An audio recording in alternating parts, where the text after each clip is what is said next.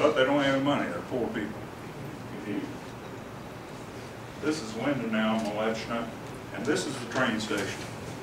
One of the things with the train station, when they first brought trains in there in about 1880, everything would have happened out of this railroad station. Their goods would have been shipped out from there. If they would have gone anywhere, they would have gotten on the train. When people left for America and they were never going to see them again, they would have their powwow of Cry Fest, and hope to see you again someday. But this is Lindenau, and to prove my point on you can't read anything, look at that name. I don't know what it says. I know it's Lindenau, but it's the name of the town. But how do you make that out to say Lindenau? You know? This is the front side of that train station. This particular building is a church, and this church has special significance to me and to many other people. This church is at Rudenweid, and there were a group of, I need to look at my notes here. There were a group of people, a group of Mennonites that felt that the general Mennonite church had fallen into spiritual decline, and that things were just real tough. They felt like they'd become cold and undisciplined, and they were inconsistent with biblical teaching. And so there were a group of 27 families that got together, and 18 men from those families put together a list of things that they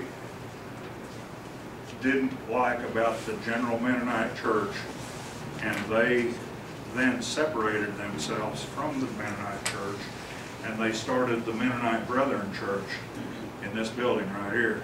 It's still the same building, and this particular building has since been used as a granary. They added that on the middle so that they have a lift of the grain and stuff. But one of the other reasons that this building is so important to me, one of those 18 signers of that Declaration of Independence from the General Mennonite Church was a guy by the name of Jacob Becker. And Jacob Becker is my great uncle. His brother Benjamin, who was also a part of that whole movement, but didn't sign that paper, Benjamin Becker, he was my great-great-grandpa. Those two men came to the United States, and they homesteaded in the Cheyenne Arapaho land run. It wasn't really a land run, a lottery more, at Hitchcock. And I have been on those farms before. They eventually moved to around Homestead, but they came to Hitchcock and then Homestead. And both of them are buried in the South Mennonite Brethren Cemetery. And Jacob Becker, who was one of the founders, one of the 18 founders, he has quite an elaborate tombstone that describes this, of him being one of the founders of the Mennonite Brethren Church. That's where it started right there. Nordenfeld was another church where they made the big transition, but this is a pretty important part of history for Mennonites. Speaking of Mennonites, basically there's a whole lot of different kinds of Mennonites. I mean, there's 100. But the ones that came out of the Malechna colony and the Cortitza colony were what we would call the General Conference Mennonites. And around here we know them from the Mino area. The church up at Orienta used to be a General Conference Mennonite church. The Mennonite Brethren, we're familiar with them. And then also the Church of God in Christ Mennonite, we know it as the Holden Church, and a lot of their people came out of there. They have some Swiss influence as well, but a lot of their people came from the group of Mennonites that were in the Malechna colony and eventually ended up over here. This particular house is an 1850 house, so it would have been there when my family was there. We happened up on it, and it's an interesting house, and it has an interesting construction. These are all handmade handmade and hand baked bricks that bake them out in the sun, make them from clay. And this was a very typical method of laying brick on original Mennonite houses. And the thing that is unique, and you can tell a Mennonite house and in a lot of the older houses, well, they would have a long brick and a short brick, long brick, short brick, and they would stack them together like that. And this being as old a house as it is, it doesn't have quite as much pizzazz to the architecture, but it just was really interesting to see that old of a house. This is the way most of the 1900 houses would look. This blue is so popular, they call it Mennonite blue. I'm serious, they call it Mennonite blue. And you see that, just look at the brickwork on the windows and right under the, you know, it's got kind of a sawtooth pattern. The corners of the house, the architecture is incredible on it. But this is probably about an 1890 Mennonite house. Lots and lots of them that had kind of a similar type of a look. Now, I saw Leon here. This is a Newfield house. A guy that owned a farm equipment manufacturing company, and in the Cortizza colony, this would have been his house, and he would have built this thing. Yeah, he would. Are you going to show Leon how to write? Yeah. If you look right here, there's some letters up there, 4 letters. That says Newfield.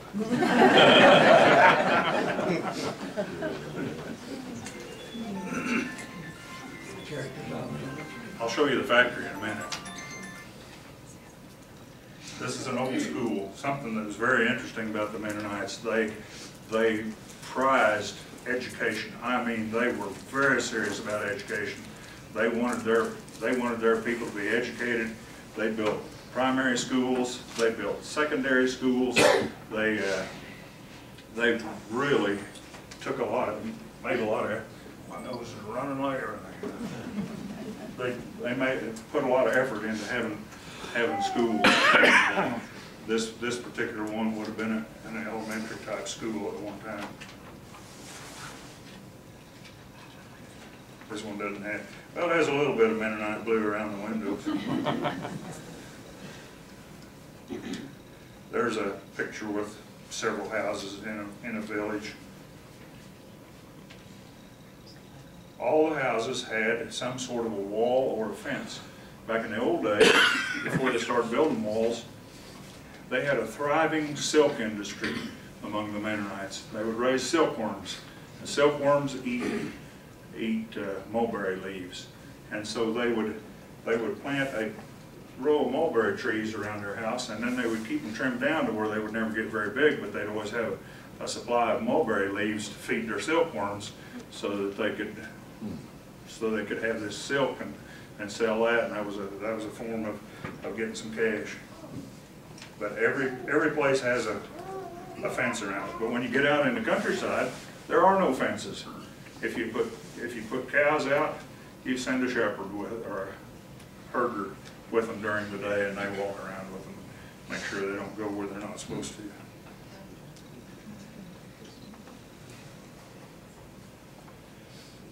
Almost every house had a gate like this, and if they had a car, they would park it right there, and then over the top of it is a grape arbor, and the grape arbor would form the roof for their carport.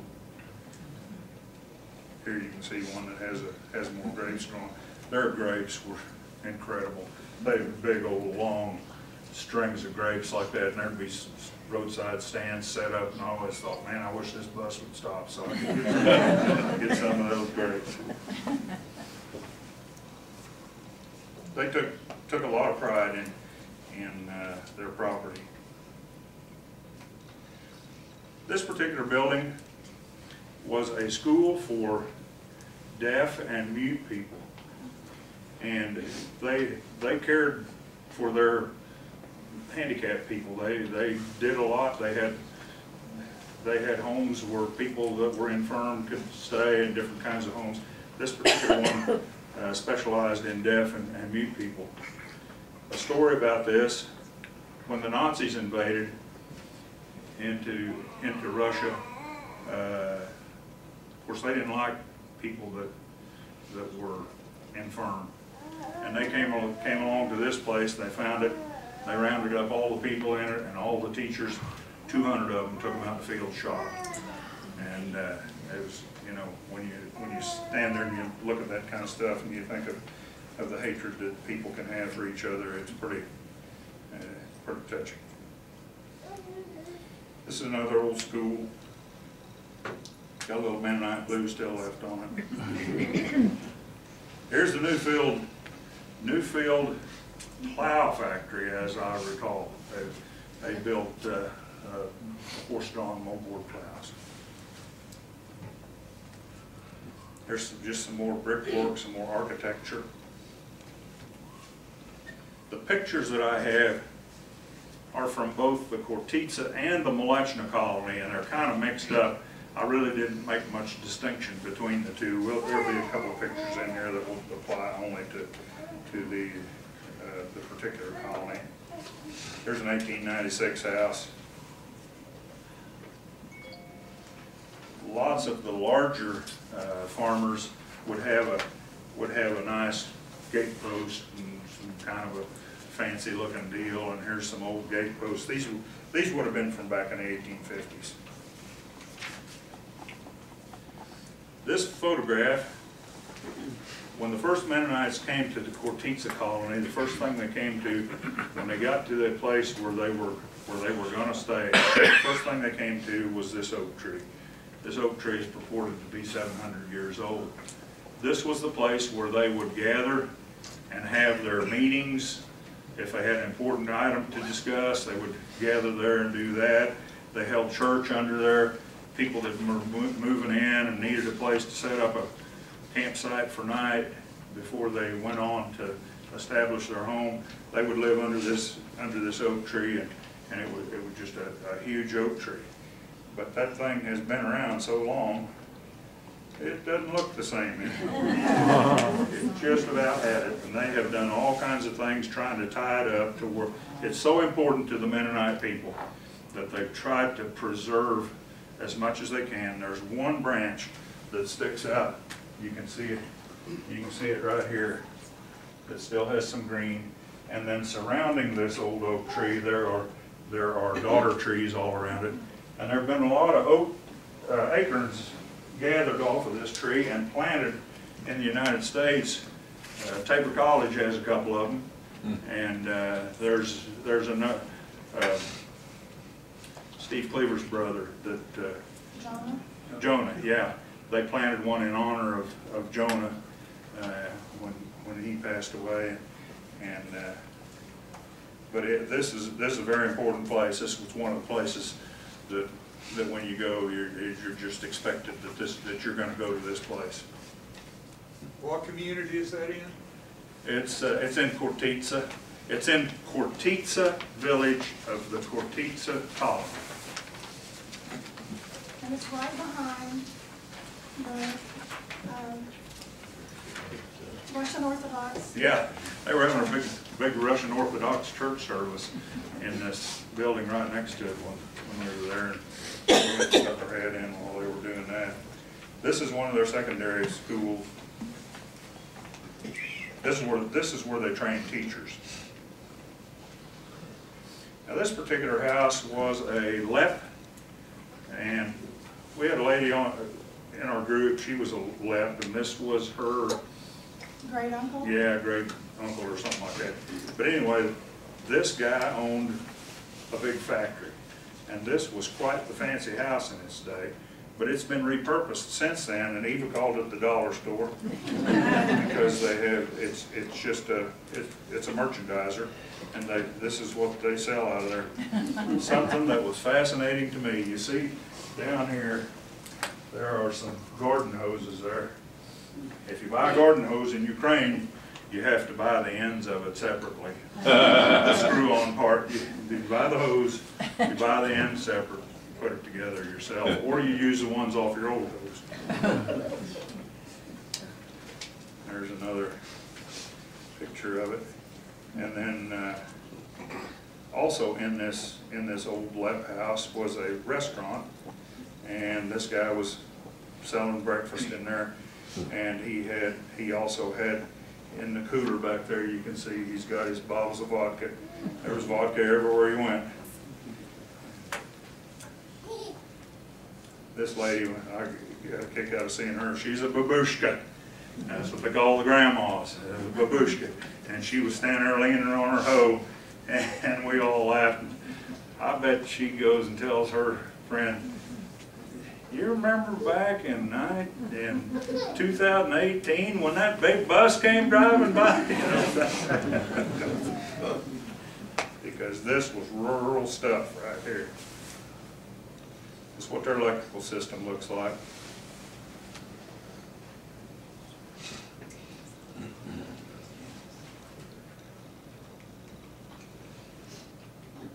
But it was pretty reliable.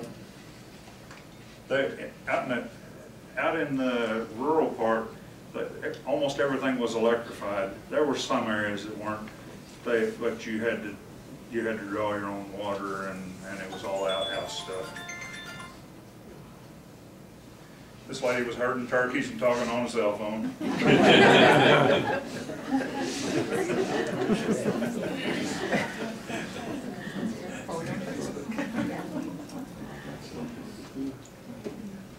If you had a butcher calf, there weren't very many. There wasn't very much beef served over there, mostly pork and chicken and fish. But if you had a butcher calf, instead of having a pen to put them in, you'd tie a chain around their neck, and then you would stake it to the ground. In the evening, you'd stake him out there during the day. In the evening, you'd come get him, take him to the barn, let him water, spend the night in the barn, and then in the morning, you'd come back out and get your calf, and you'd take him out and you'd move him over. And it was, what do you call that, grazing, rotational grazing? Yeah. That's what they were doing with Management intensive grazing. It was also your lawnmower. Yeah. They did that with their milk cows too. Everywhere you drove, out in the ditch, there was a milk cow tied up. Here's a bunch of, this guy had a number of milk cows. His herdsmen were bringing them home for the night. Some more village pictures. Here's an outhouse. The ladies. I have a few farming pictures here. It just happened that we were planting wheat when we left Fairview, and they were planting wheat when we got over there. They have absolutely the most gorgeous soil in the world. It's a black, loamy soil. It's about 9 foot thick. Just incredible fertility in that soil. It's unbelievable what that all looked like. How much rain do they get? They get about 40 inches. And around here we're 21 to 27, I think. They were having sunflower harvest also. Ukraine is the #1 exporter of sunflower oil in the world. And there were sunflowers everywhere, and this is how they would deliver their sunflowers to market. This is on a collective farm where they had a number of owners of the farm, and then they had one guy that was the head dog running the thing, and then the owners all worked together, and they hired other people to help them. The collective farms had the nicer equipment. They had John Deere tractors and stuff. This is big pile of sunflowers on the ground. They're loading up the trucks to go to market, and they were going to Odessa, which is about 250 miles away. Had to have taken them a week on their crummy roads. This is what a house would look like from the backside. They would have a big garden. You see the one that's on their right. They still have some garden stuff out there, but most of their gardens, they were cleaning them up for the winter. But that's what it would look like behind their house to raise their foods for the next year. Here's just some field shots. I felt very much at home. It looked like northwest Oklahoma, you know, and the land is a little more rolling than it is here, but it looked very similar. There's some wheat that's just been planted. Pretty ground. Did they raise any row crops there? They had a little corn, but not much. I saw a few soybeans, but not very much. A lot of vegetables. There in the background, you can see a little village with a Russian Orthodox church sticking out in the middle. Here's one of the big tractors. Now the collective farms would have a new John Deere or a new Case International. This happens to be a Belarus, and but they look pretty old-fashioned to me. Now this guy, the bus was blocking the road, and he came driving down, and of course, being farm-oriented, I had to always go look at the farm stuff. And so I went back, he stopped, and he got off his tractor, and he went around, and he's fooling with the drill a little bit while he's waiting on us to get out of the way. And so I went back, and I looked, and he had this harrow attachment on the back of the drill. And of course, I built harrows for years, and so harrows were interesting to me. And so I'm trying to talk to him about his harrow, and we aren't making any progress. And finally, I pointed to his tractor. It didn't have a name on it anymore. I pointed to his tractor, and one of the main tractor brand there is one called a Belarus. They used to import them into the United States, but they were such a piece of junk that they quit importing them. Finally, I pointed to the tractor and I said, "Belarus? Belarus, oh, Belarus." So he had the same opinion of me. That was the best communication I had with anybody.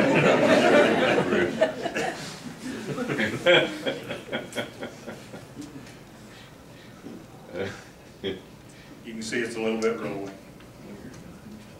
They call that land the steppes, and the steppes mean that you have a level, rolls up into another level, rolls down into another level. So this is part of the steppes.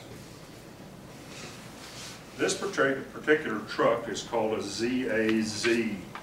This is a fairly new truck. The ZAZ truck was built by the company that used to be the Coupe manufacturing company, owned and started by a Coupe family. It was the largest manufacturing plant in all of Russia until 1919, when the government took it over after the revolution. But this is about a 68, 70 model truck, and you just saw hundreds of them around there. They were everywhere. And the ZAZ factory, they build cars now, and they build a lot of components for other cars. If you buy some of the Chevys, the Cobalts and some of those things, you get parts that come from the ZAZ factory in Zaporozhye, Ukraine. They don't have any pickups, no pickups. This is their pickup. This is a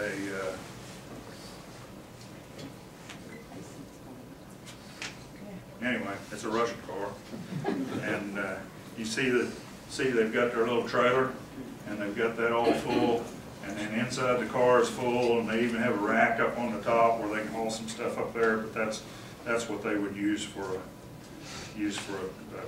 pickup. LADA, L-A-D-A, the largest manufacturer of cars in Russia. And these are a couple of LADAs that we saw parked at a convenience store that we stopped at, and lots and lots of LADAs running around.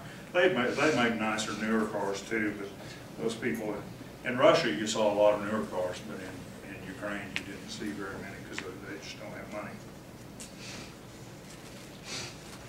Here are piles of pumpkins. I couldn't figure out what in the world are pumpkins everywhere. Well, they have big piles of them that they put in their front yard, and they use that to feed their animals over the winter. You know, I kept thinking, how could you ever eat that many pumpkins as a person? But they fed it to their animals. Here was a new tractor dealer. This was a new Belarus, and their new Belaruses, I'm told, are much better than the old one. Garen, there was some smoke coming up there. Do they heat with firewood, or do they heat with natural gas? Quite a bit of wood. Yeah, yeah. You would see wood coming out of chimneys everywhere. Do they have gas pipelines there in them towns? I mean, it's gas. Yes, they do have some gas pipeline. They're all above ground. Oh, my. There'll be a fence around their house like this. And then up here about 8 feet high is a yellow pipe. And it's mounted, they have posts that go down in the ground. And then that yellow pipe runs along there, and then it goes into this house, and it goes into this house, and goes into this house. But it's up there in the air. And so you don't have to call those. Yeah. You know, I sold my manufacturing company in 2010. I sold it to Great Plains Manufacturing out of Great Bend, Kansas. They're a pretty large manufacturer, and their #2 market in the world is Ukraine. And they have a factory in Ukraine, and they build a lot of their Ukrainian equipment in their factory. I'm told that they build some of my old Harrows in Ukraine too, but I never did see any. I sure would have liked to. Here's a John Deere dealer. Most of the tractors that you saw were like this. Leon, this is one of those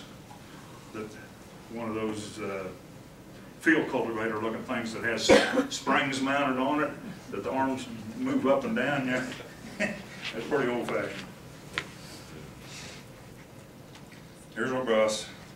That poor bus. Those crummy roads. After we left the colonies, well, we went to Odessa, and Odessa is on the port, on the ocean, and it's on the Black Sea. And in Odessa, you'll see right over here, there are a whole bunch of grain bins. Ukraine is the #6 exporter of wheat in the world, and they ship most of the wheat out of Odessa. The other thing we saw that has been kind of interesting because it's been in the news. Here is the Ukrainian Navy, right there. Those 5 ships, 6 ships, Ukrainian Navy. And here about a little over a month ago, Russia and Ukraine got into a fight over that Russia wasn't going to let Ukraine drive their boats through a certain strait, and so they captured one of them, and they're still holding them hostage. And we wonder which one of those ships it was. Boy, they bunched them up. They might get them all at one time. This was inside the Opera House in Odessa. Beautiful place. They really like opera and that kind of stuff. We went to a couple of we went to a couple of ballets, and one of them not so much, and the other one was Cinderella. Cinderella. I can figure out Cinderella, but I can't figure out that they're trying to tell some story that I'm not familiar with. This is the outside of the Opera House in Odessa. Here the street vendors are set up. This is the place to buy souvenirs because it's just people that are bringing their stuff that they're making at home. They're making a living off of selling this stuff along the street. We bought some beautiful needlework stuff along here from the lady that sat there with her needle and made it.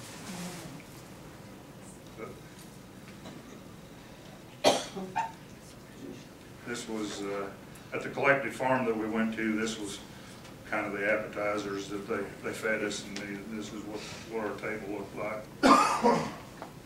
They had vodka shots, the first thing you started off with. I don't need much vodka.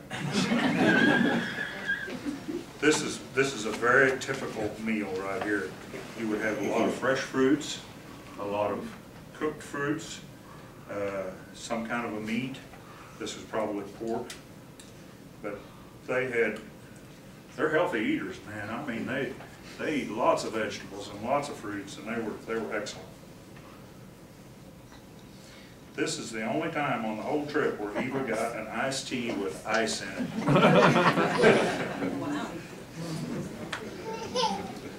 This particular drink that I'm holding here is a drink called oozvar, and oozvar is a warm drink that they prepare by taking dried fruits, and then they boil those dried fruits in water to boil all the flavor. And I mean, they boil them for hours, and they get all that fruit out of there. Then they eat the fruit, and they take the juice and they turn it into a drink that you would have about any time of the day. Excellent, very, very good. I've made some since I got home. It's real easy to make. And then vareniki. Vareniki is the #1 food of Ukraine. It is the national food of Ukraine, and that suits me fine. I love vareniki, but they had all kinds of different. Some of you may have called them pierogies. They call it pierogies a little bit too.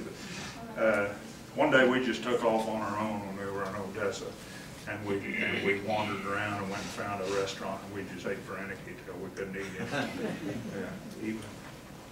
At our family Christmas, we have Veronica, and our 11-year-old granddaughter has christened that the German wontons.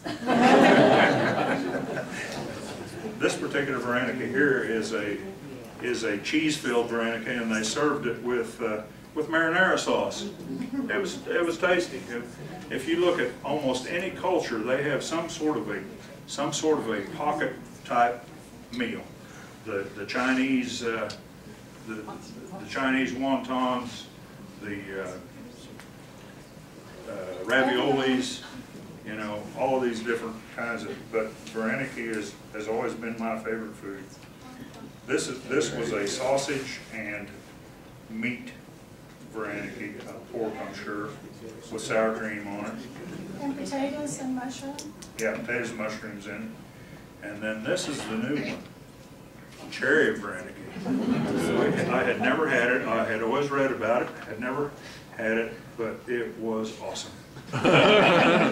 We made some for Christmas this year for our kids, and it didn't turn out as good as this.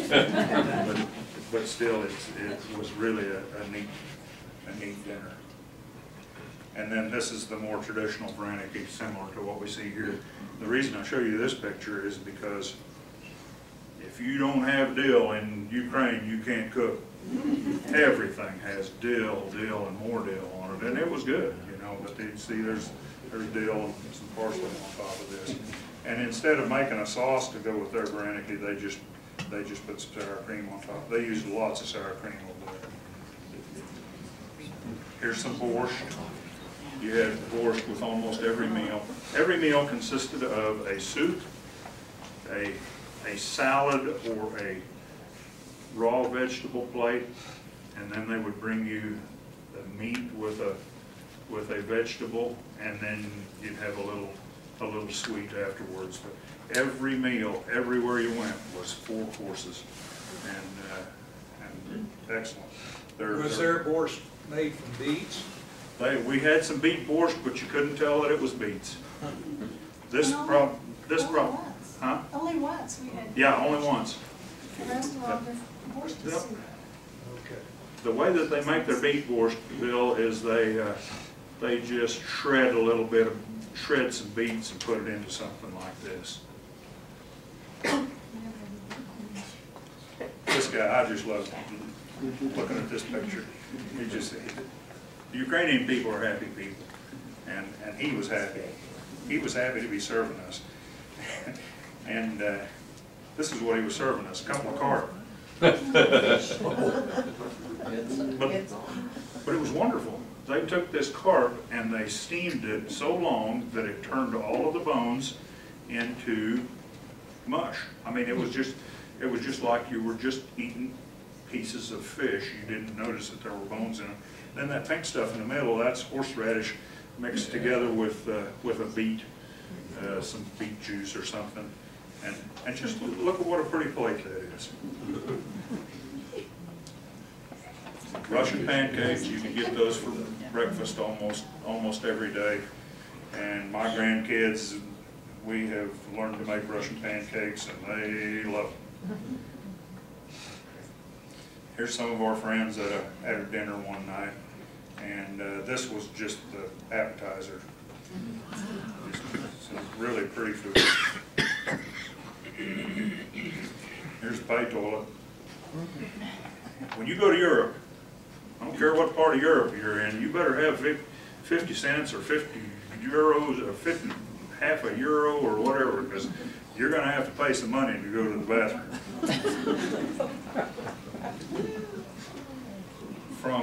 From Ukraine, we flew to Russia, to St. Petersburg. Ukraine and Russia are mad at each other, so you can't fly directly from Ukraine to Russia or Russia to Ukraine.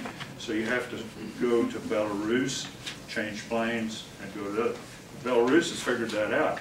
When you change planes, they charge you $150 of tax to some sort of airport fee or something. But we flew from Odessa to St. Petersburg by way of Minsk, Belarus. This is a church that was built in honor of Alexander II, Tsar of Russia. He was killed at this particular location assassinated by a bomb, and so his family built this church to commemorate, to honor him. And that's all done with mosaic tile. Just an incredibly beautiful thing.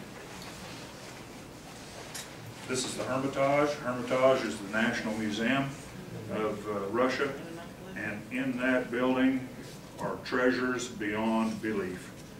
Gold, all of the, just incredible stuff. The paintings that are in there, just you wouldn't believe what's in there. Look at this. These inlaid floors. Rick, you think you could come over to the house and do this? The Hermitage is the old summer palace for the Tsar, and this particular room was the throne room. You can see there on the left is the throne. But unbelievable woodwork. It's the hallway, all inlaid tile. That painting that's up above us there, that thing's about 12 feet tall and over 20 feet long, and just an incredible work of art. And this building is packed full of this kind of art that Russia has collected over the years. They had art by Van Gogh, Rembrandt, Renoir, Monet, all of the painters. Here Eva is standing next to Monet. This is probably a $20 million painting. She's standing by there, and you just walk up to it. There's security around. Well, they had people around there. You probably didn't see everything they had. There's some more inlay. And the thing about this one, I wish I would have taken a picture up above. The ceiling matched perfectly with the floor. The ceiling was done with mosaic tile. The floor was done with inlaid wood. Here's inside of a church. All this gold leaf. And this particular picture, I took it for a specific reason. Catherine the Great, Empress Catherine the Great was the one that allowed the Mennonites to come in. This is where she's buried inside this church, buried in that tomb right there.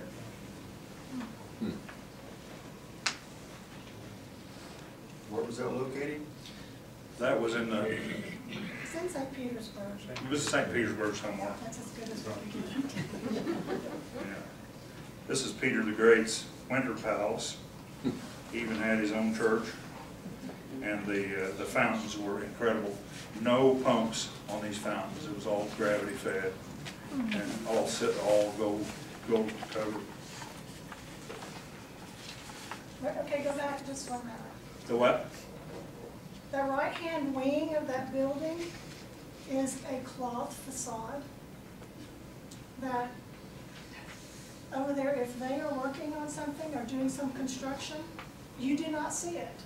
You might see some little bit of scaffolding, but they have got a curtain of some sort hung that matches the building, so you don't really even realize there's construction going on.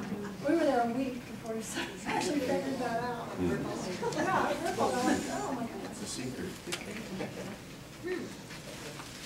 This is how the people live. That's apartments in St. Petersburg.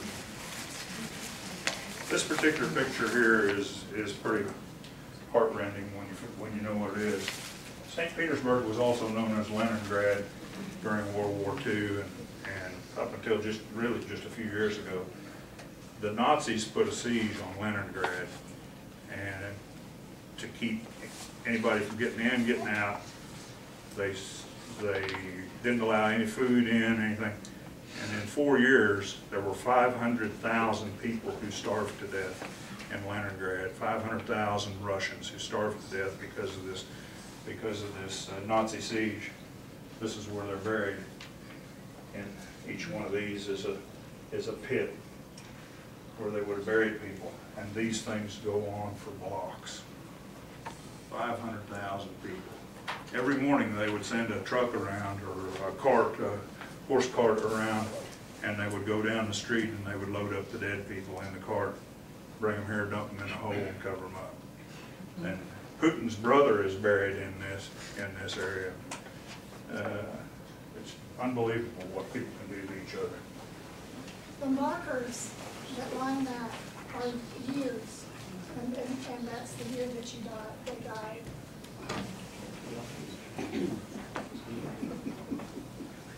Hey, then we went to, for the last stop, we went to Moscow. We're almost done.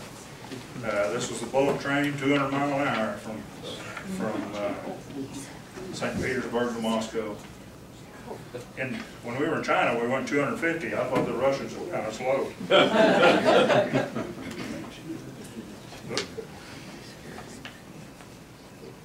Growing up as a child of the 50s and 60s, every night when I would go to sleep, I would think, the Russians are going to send a nuclear bomb and I'm going to die.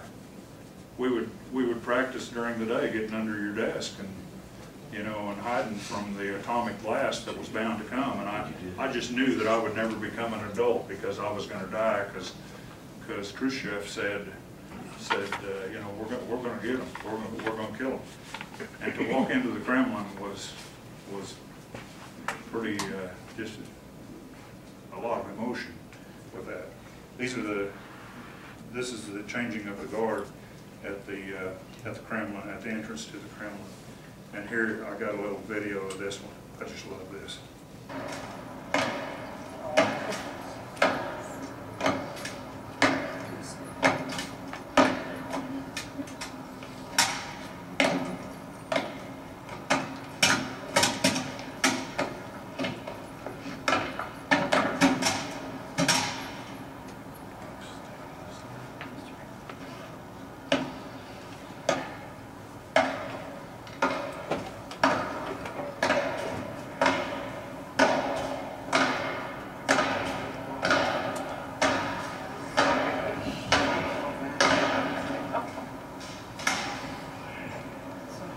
Is that not Russian?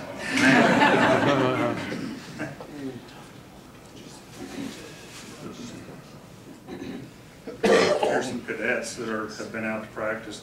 In the Kremlin, I had to walk around and I'd think, every war, these are the guys going to be shooting at my grandkids. It's part of the Kremlin, part of their office buildings. Kremlin is a big deal. It's I don't know, probably 10 or 15 square blocks. Inside the Kremlin, they have this church And this is where they do the coronation of the czars or the leaders. Here we're standing on the parade grounds. Those, the three windows on the left, that's where Putin's office is. So they told us. He wouldn't come out and collude with me. And this is an iconic picture this church was built in honor of the defeat of Napoleon when Napoleon invaded Russia, and so they built this church to honor their success. This is on, and that church, by the way, is on Red Square. We've all heard of Red Square, know what that's about. We're standing on Red Square. And it's not as big as I thought. Whenever you see a parade of military hardware for Russia, this is where it's happening, right here on this property. If you see those two policemen that are over there, right above them is a dark red building, and that building is where that's Lenin's tomb, and Lenin is in there in a glass coffin. They say it's him, but anyway, he's in there a couple times a year. They open that thing up and let people walk by and look at him, but he's laying in there. And whenever they have a parade, well, then all the dignitaries line up on top of the building there at Lenin's tomb and look out at it. And then that deal on the left, that yellow colored thing, that's a mall.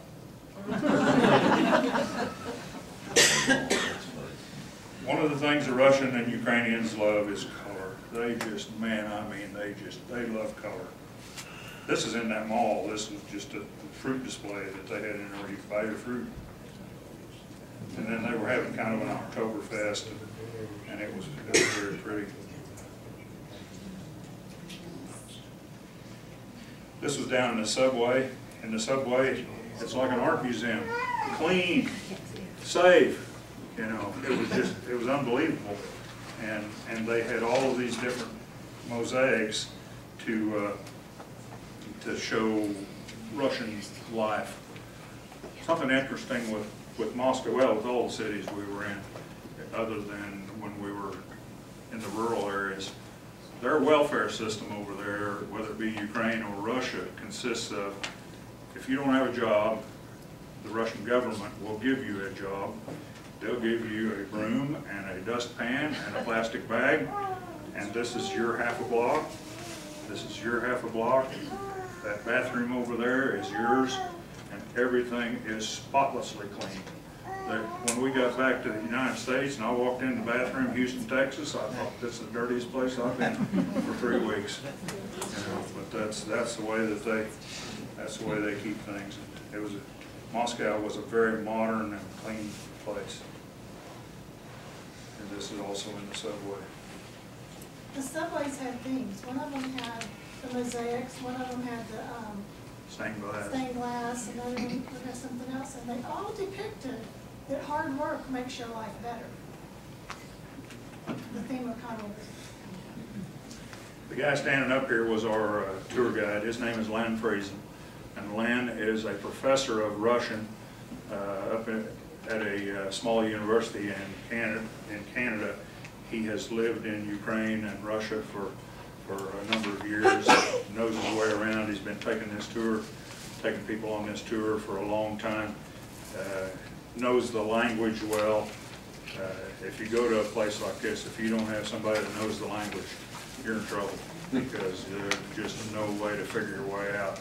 I'll go anywhere in German-speaking Europe and not worry about it a bit, or I'll go with places where they speak Spanish and not worry about it a bit. But boy, this is, you couldn't do it. You just couldn't do it. And then we got home.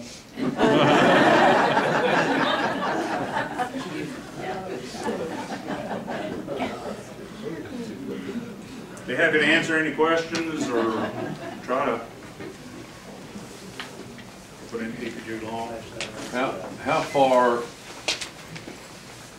when the when the Mennonite people went from Russia to Ukraine? Well, it's all part of.